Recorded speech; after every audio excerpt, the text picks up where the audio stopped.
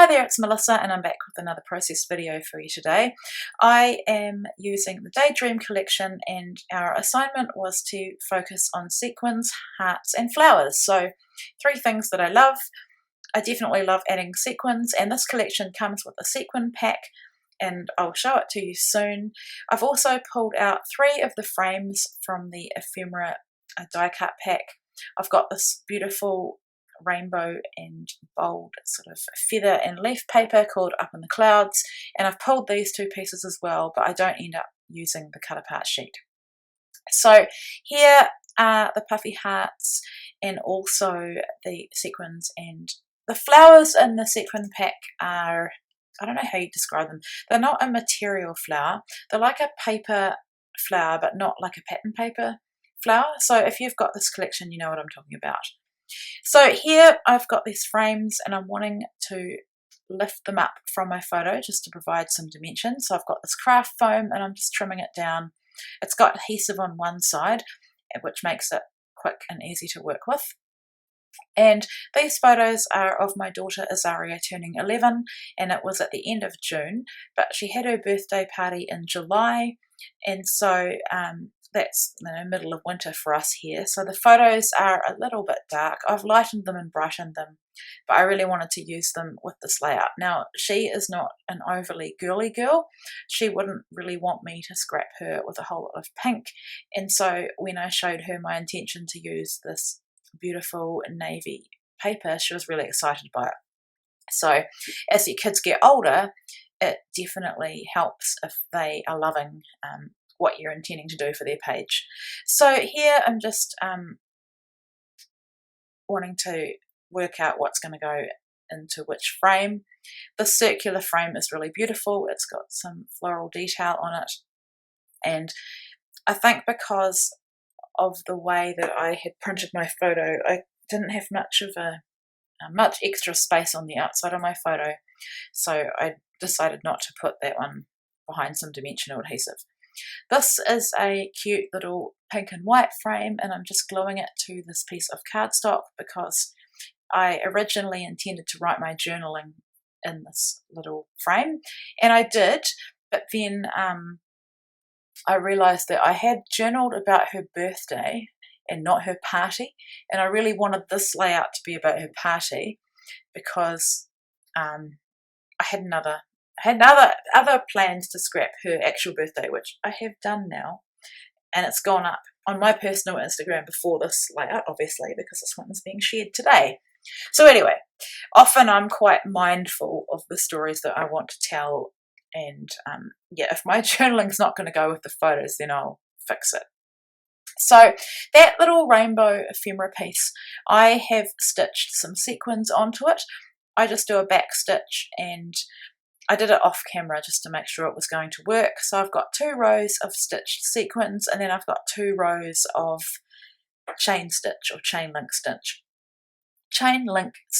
And if you follow the Cocoa Vanilla Studio Facebook group or community, you'll probably see that someone had asked what DMC embroidery floss went with this collection, and they were in lockdown, I think in Victoria in Australia, and so I was intending on doing this anyway, and I went to my local Spotlight and I colour matched. I took the I took the 6x8 paper stack in with me, and then I was able to colour match, and Azaria actually helped me do it, and it was quite fun. And so because I had done that and I had all those threads there, I was really keen to get them onto a layout. So here I am using, I think it's some white acrylic paint.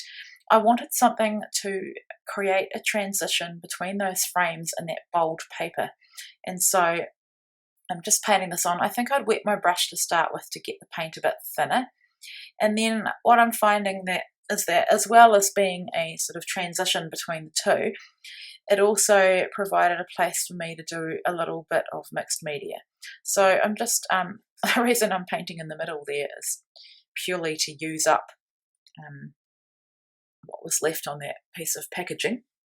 So I'm just checking to see how that's going to look, and then I'm using some Lindy's Magicals powder. I love these. I've used them in a lot of layouts lately, and I'm just painting them on, and then soon you'll see me come and splatter them as well.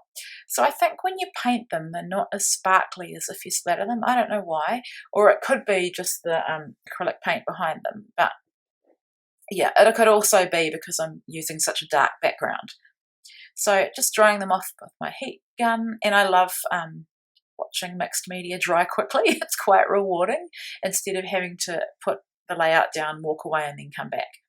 So that's dry now, and you'll see that these are not by any means perfect. I did get a darker sort of reddy pink colour to add some darker splatters because I felt like the other splatters were getting a bit lost on my page. So drying them off, and you can see that they dry a bit more sparkly and darker. So I'm happy with that. Then I got my favourite gold Lindy's Magical as well.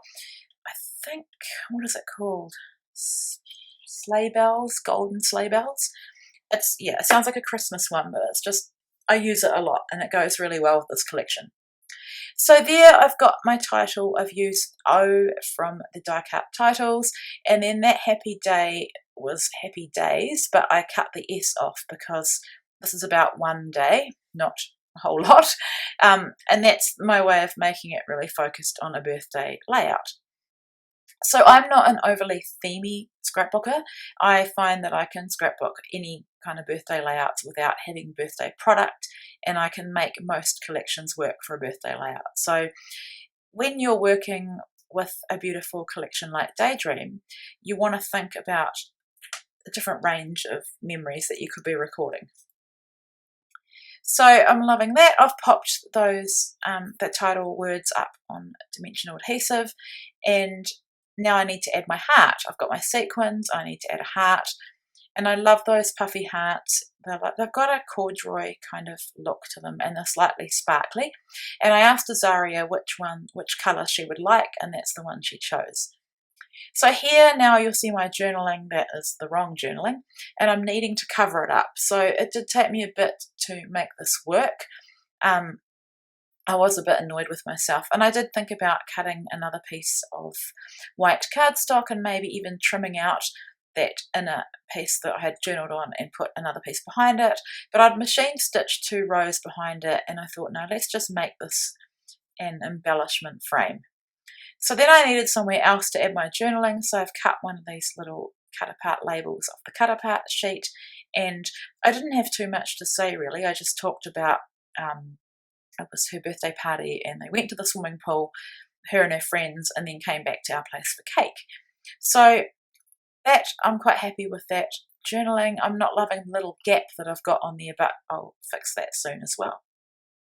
So I've added a tab from the sticker sheet to the top of that frame. I think I felt like I needed to add something else to that frame because I'm adding a lot of florals to the other 2 frames.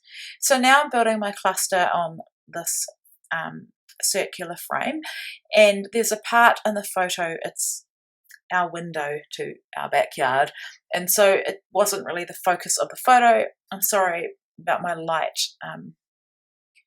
You can't really see her in this frame at the moment because of my light. But anyway, there's empty space in the photo, and it's a perfect place to build this cluster, and I think it looks better on the left side anyway. So I didn't use any fussy cut flowers or fussy cut anything for this layout. I went with the die cut ephemera flowers. I've adhered that little puffy heart. I think I just used a glue dot. Yeah, so that red plastic looks like a tape runner. That's actually glue dots.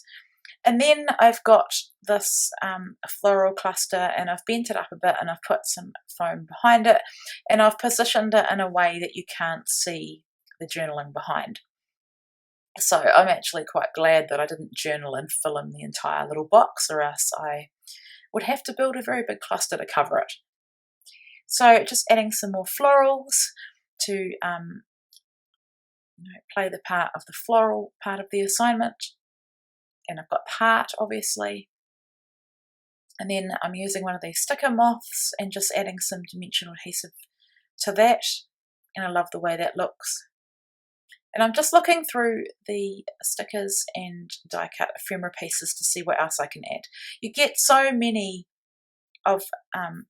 pieces in the ephemera pack. I just love it. But I have to admit, I still have hoarding tendencies when it comes to this collection because it is so beautiful. But, you know, I think I've said it before that it's better to get these things onto our pages and into our albums, making our photos look amazing rather than just having them sitting there in our stash. So adding another moth, thought about adding another rainbow, but I didn't want to overdo it. I really wanted that rainbow to be a real feature on this layout, which is also why I haven't gone crazy with embellishing that wooden frame. So I'm now wanting to get some sequins. I have this little triangular little, what would you call that, tray, and it's perfect for small embellishments like sequins. I can't remember where I got it. I think my friend, my scrappy friend in real life, because we actually see each other and hang out, she gave it to me. So I'm also using some of these sequin leaves, and I think I'm using them upside down because they are slightly curled, and I'm just adding them to bring a little bit more attention and extra detail to some of my florals. And I love the way they look. And that's my final layout. So I did off camera sprinkle some more sequins through the layout. I thought that I was finished, but you know, sometimes we look at things after we're done and want to add a little bit more. So yeah, thank you so much for watching, and I hope I've inspired you to use the flowers, sequins and hearts in this beautiful collection.